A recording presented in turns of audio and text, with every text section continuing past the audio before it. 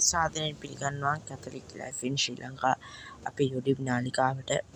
ඉතින් අද කතා කරන්නේ අපි සාමාන්‍යයෙන් මේ දැන් එළිබිලා ඉන්න මැයි මාසය තුලට මැයි මාසයේ මල් මාසයේ මව් මාසයේ.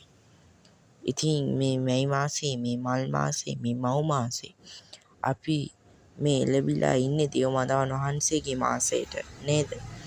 ඉතින් මේ දේව මාතාවන් වහන්සේගේ මාසයේ අපි කරන දෙයක් තමයි දේව මාතාවන් වහන්සේගේ ප්‍රතිමාව අරගෙන ගෙයින් ගෙට යනවා. සමහර කියනවා දේව මෑණියෝ මැටි ප්‍රතිමාවක් කියලා. නැහැ. දේව මෑණියෝ ජීවමානයි. මතක තියාගන්න සහෝදරවරුනි, දේව මෑණියෝ කියන්නේ ජීවමාන කෙනෙක්. ඇයි අදට ස්වර්ගී ජීවමාන වැඩ සිටිනවා? ඒක සත්‍යයි. මොකද දේව මාතාවන් වහන්සේ ස්වර්ගස්ථ වුණේ ආත්ම ශරීර පිටින්. ඒ කියන්නේ ශරීරය මේ පොළවේ නැහැ. ශරීරය සමගම තමයි ස්වර්ගස්ථ වුණේ. පහන පිටින් ස්වර්ගස්ථ වුණේ. දේව මෑණියෝ ජීවමානයි. ඉතින් මූලධර්මවාදී සමහරලාට කියනවා දේව මෑණියෝ කියන්නේ මැටි පිළිමයක් කියලා. නැහැ. ඇත්තෙන්ම අපිට වෙලට ඇඬෙනවා. මොකද දේව මෑණියෝ කියන්නේ ඇත්තෙන්ම ජීවමාන කෙනෙක්. ගම්පහේදී දර්ශනය වුණා.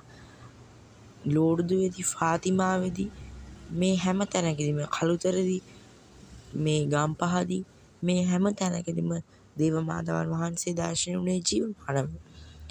ඉතින් කොහොමද කියන්නේ මැටි ප්‍රතිමාවක් කියලා? දේව මාතාවන් වහන්සේ ජීවමානයි. අදට ස්වර්ගයේ විරාජමාන වැඩ සිටිනවා.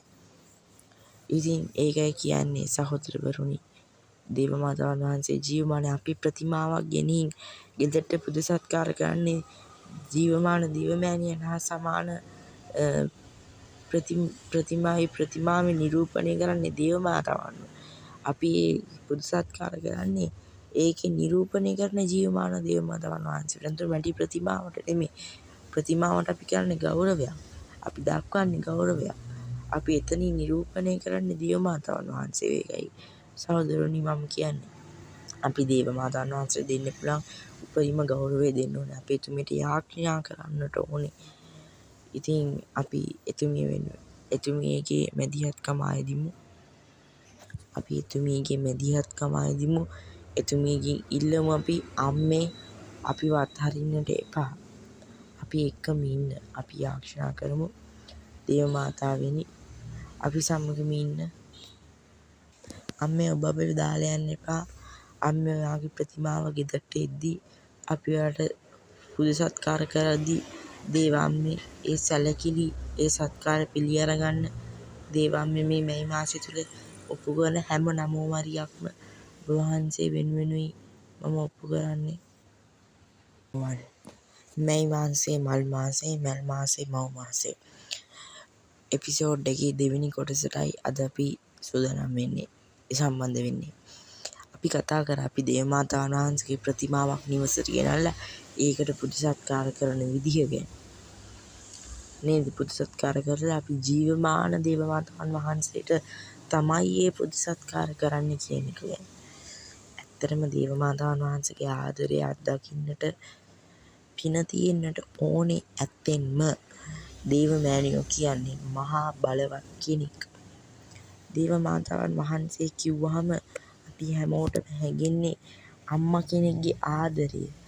මරියා කියන වචනය තුල තියෙන්නේ අම්මා කියන වචනය, මරියා කියන වචන තේරුම මම දන්න තරමින්, මම දකින විදිහට මරියා කියන වචන තේරුම මව්සෙනෙහස කියන එක මම දකින තරමින්, මම අත්දැකලා තියෙන විදිහට මාගේ ජීවිතය තුළ දේව මාතාවන් වහන්සේ මාව ගලවපු අවස්ථා, මාව බේරපු අවස්ථා, මාව නිදහස් කරලා මා ප්‍රශ්න වලින්, කරදර වලින් බේරපු අවස්ථා අනන්තයි.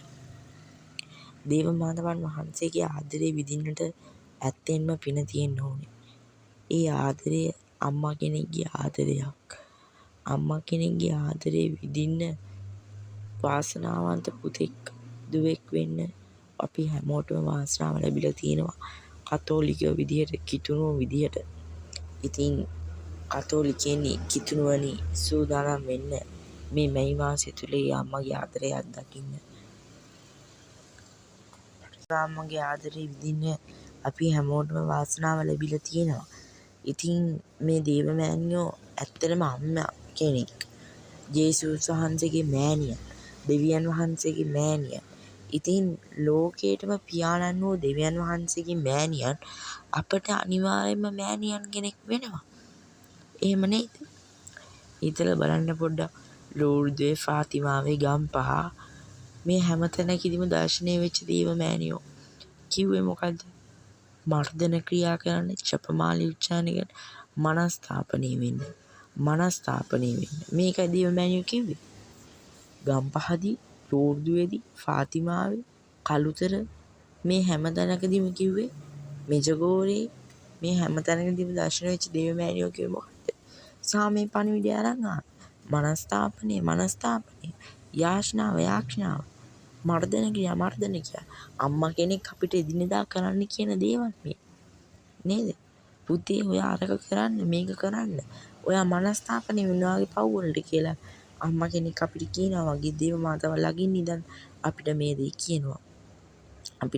කියනවා. ඇයි එහෙම කියන්නේ? ඇය අපේ අම්මා නිසා, අපේ beloved mother, අපේ ආදරණීය මව. ඇයයි අපේ අම්මා මරියතුමී ඇයයි. අපේ අම්මා ඇයයි. our beloved mother. අපේ ආදරණීය, අපේ හිතවත් අම්මා. our beloved mother. ඒ දේව අම්මා. ඇයගෙන් තොර ලෝකයක් අපිට තියෙන්නට බෑ. ඇයයි අපේ එකම දැනසුම, අපේ එකම ගැලවුම. ඉතින් මතක තියාගන්න. ඇය ඉන්නකම් අපිට මේ ජීවිතේ කිසිම කරදරයක් වෙන්නේ නෑ. මම කියනවා ඇය තමයි ගැලවුම ලබන්න පුළුවන් ජේසුස් ක්‍රිස්තුස් ස්වාමි දරුවන්ගේ මාර්ගයේ සිටින එකම මව. ඉතින් අපි යාඥා කරමු ඇයගේ මැදිහත්කම් පතලා. අහෝ දේව මාතාවෙනි, මේ මොහොතේ අපි ඉල්ලා සිටින්නේ අප වහන්සේට සත්කාර කරන සියලු දේ බාර ගන්නා ලෙසටයි. අහෝ දේව මාතාවෙනි, අප වෙනුවෙන් මැදිහත් වන්න. ත්‍රිත්‍රු එක දෙවියන් ඉදිරියේ අප වෙනුවෙන් මැදිහත් වන්න. ආමේන්.